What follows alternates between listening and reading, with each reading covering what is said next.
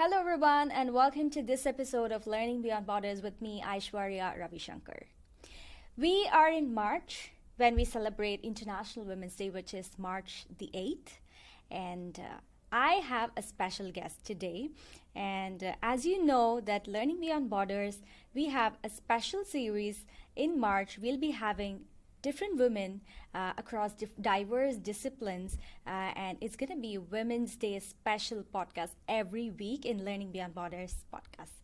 So in today's podcast, I have with me a very special guest from Computek who has extensive experience serving as a career services director, coaching, mentoring, and training career services staff. So without further ado, let me invite Shireen. Hello, Shireen. Hi, Ash. Thank you for that lovely introduction. You're welcome. I'm very excited to sit with you and, chat and learn about, your journey and your experiences and everything. So tell me how you're doing today. I'm doing as good as can be under the circumstances, Ash. I'm doing good. Thank you. Yes, and wish you a very happy Women's Day, first of all. Thank you so much. Yes, and I just wanted to, hear from you, Shireen, because you have a lot of experience in career services, serving as a director, coaching as many people as you can. So tell me about your professional journey. How did you choose career services? How did you, end up being a career services director? How do you see this growth? Yeah, that's a very good question, Ash. I feel that this profession, career services, I didn't choose it. I think it chose me. Okay. I started working, and if I look back over, my life, I can't think of a time when I wasn't working, to be honest. I started working when I was 14, 15, informally doing some tutoring. I was tutoring some children in French at that time, and even though French, I was not an expert or native French speaker, but my French language skills at that time in my life were fairly good. So some students that had English as their second language benefited from some tutoring, and they were, some kids in my neighborhood that my mom said, why don't you go tutor them in French and math? And so I started working there, and started working, in all honesty, out of necessity. Never looked back. I've been working ever since, worked in retail. But my first experience was when I was in second year of university. There was and I had just gotten married. So I was 19 years old. Oh, wow. Had just gotten married. And there was a summer contract position while I was on summer break from university that came up. And I thought, okay, I've just gotten married. I, want to start my life. Let me take this contract opportunity. And at the end of August, when that contract was supposed to end, they'd hired 20-something people. The manager came to me and said, I want to offer you a permanent position. And so then I was like, okay, do I go back and finish my schooling? I was pursuing at York University my bachelor's in philosophy. So that requires its own podcast. But I was at this point in my life where I was like, okay, do I want a full-time salaried job with benefits and good pay, or do I want to go back to university to do what? I don't know. Yeah. So I took the leap, and I started working there, stayed at that company. It was not in career services, but it was an HR outsourcing company. Stayed there for 5 years.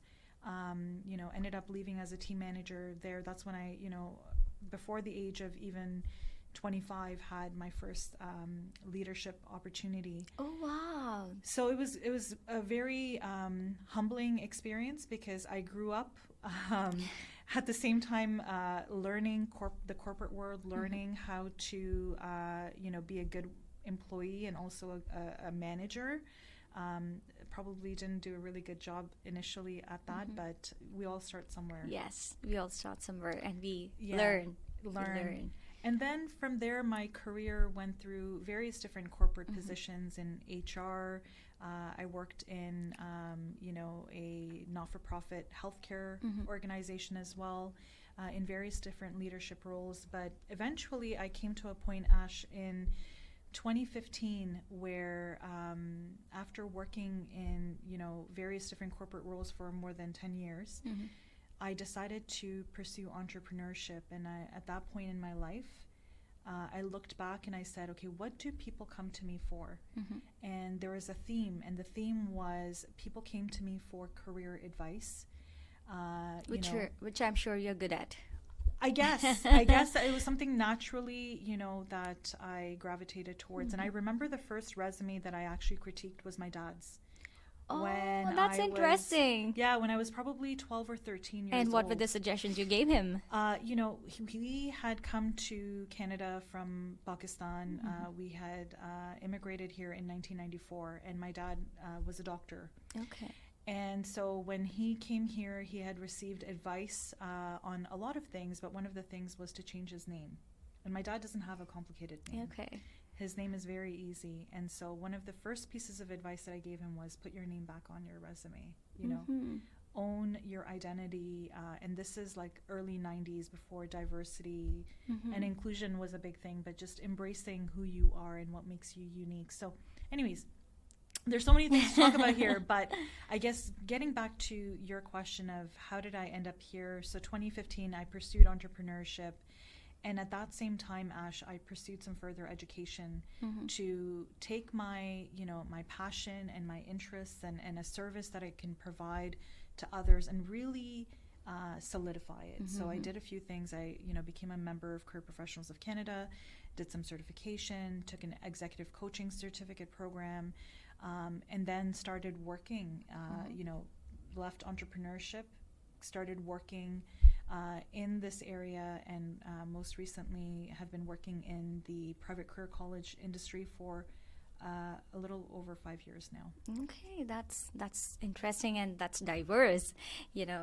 This makes me curious to ask a lot of questions, but considering the theme of the podcast, I'm just coming back. Yes, for sure. Yeah. So as we are in Women's Day month, right, in March, so what do you think are the challenges or the barriers that women of today's era still face? I'm sure a lot of things are changing, but what are the things that strike your mind? Oh, it's a big question. I think that in many ways there are a lot more opportunities for women today than they were even when I first, came to Canada, or for, in my lifetime, really. If I look back at even, the lifetime of my parents, and I look at the opportunities that were available for my mother's generation compared to the opportunities that are available to me and my generation or my daughter's generation, definitely there's an abundance of opportunity. I think some of the same barriers remain in terms of, Ash, I truly believe that when we look at leadership within women, I truly believe that a lot of the conversation and the narrative is around leaders within the workforce. But in my opinion, leaders are not born within the workforce. Leaders are raised within homes. And I think the biggest note or I guess point that I want to make in our conversation today is, for the parents and for the caretakers to instill confidence in their daughters. Exactly. That's very important. I think before we point fingers at, okay, why is my daughter not getting an opportunity within the workforce? What values are we instilling? How are we empowering our daughters? I think that's one thing. And I think that in many ways as well, Ash, women, whether it be within the education sector or whether it's, in the arts, if we look at, on Sunday, I'm sure, or recently there was a Super Bowl, I'm sure everyone saw Rihanna, embracing and power, like more power to her, seeing a female pregnant artist, in front of such a large crowd. But I think although we're shattering a lot of ceilings, I think that there's also a gap in how many doors are we holding open for women. So it's not just about, how far are we going as individually, but what's the responsibility that we all collectively as a society, ensuring that it's not just one or two people that are breaking that glass ceiling, but are we holding the door for other girls and women? is the question. Yeah. Yes, yes. And that puts me, or that takes me to the next question Yeah. of women in leadership. You in Computek are in one of the senior leadership positions. You are the career services director leading the career services staff here. So what do you think? Do you feel empowered here, if I may ask, Shireen? Because here at Computek, we are proud to say that, more than 75% of our student community is women.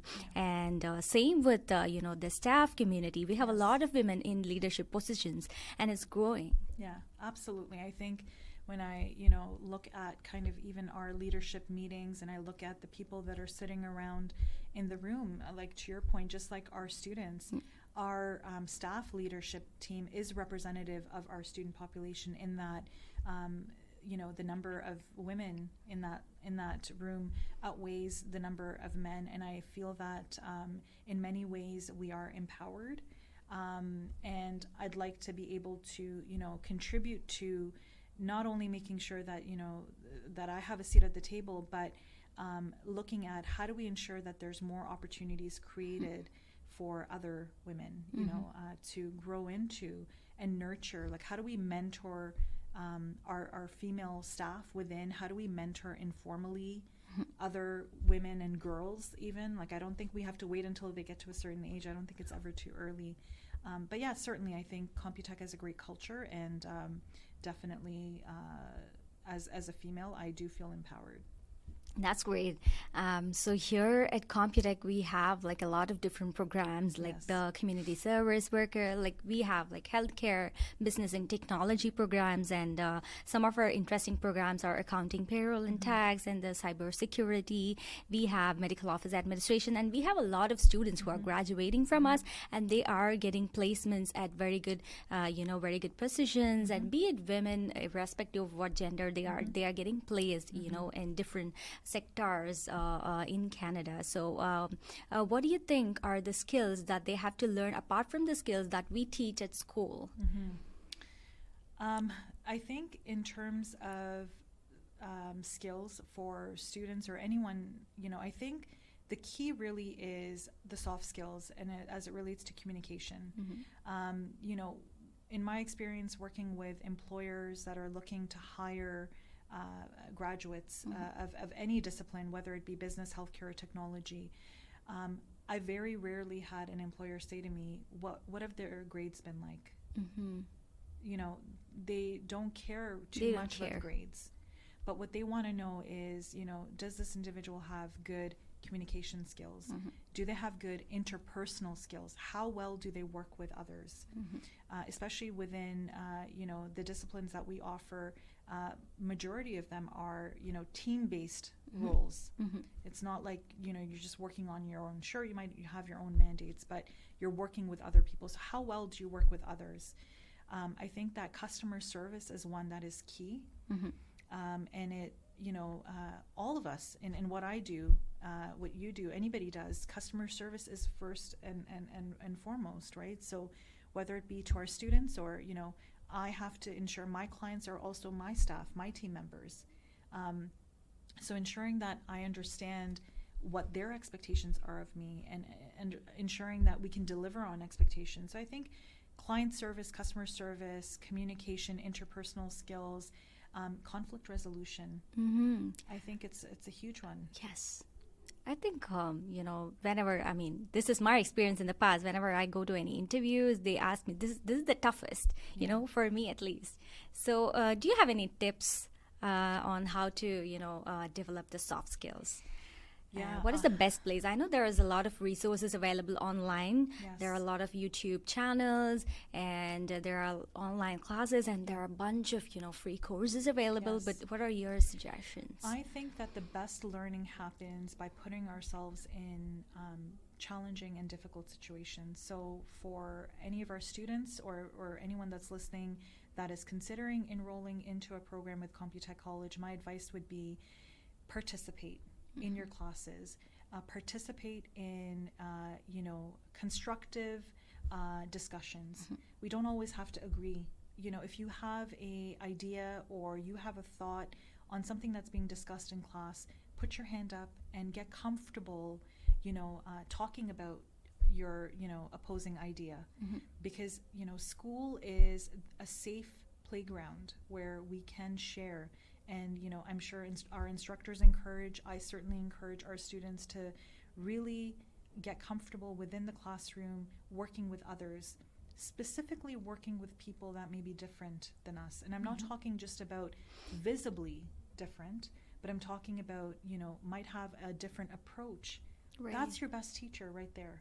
Right. Because, Ash, you and I, we get along. I know it's easy for me to talk to you, but if you had a different personality, I should challenge myself to interact more with you, to learn how can I, if this were to happen within the workplace, how am I going to manage working with you?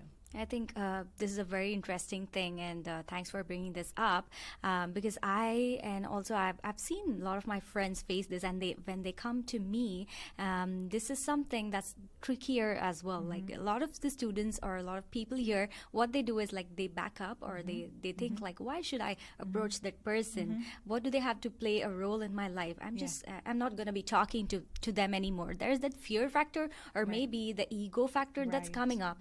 But it's also about rethinking or redefining how we can challenge ourselves and talk to that personality and how we can handle them. That's right, for sure. I think the analogy I like to use is when we talk about fitness, it's very easy, right? Like if someone's going to the gym, they might be starting with a 5-pound weight and then eventually work their way up to 10-pound, 15-pound, 20-pound.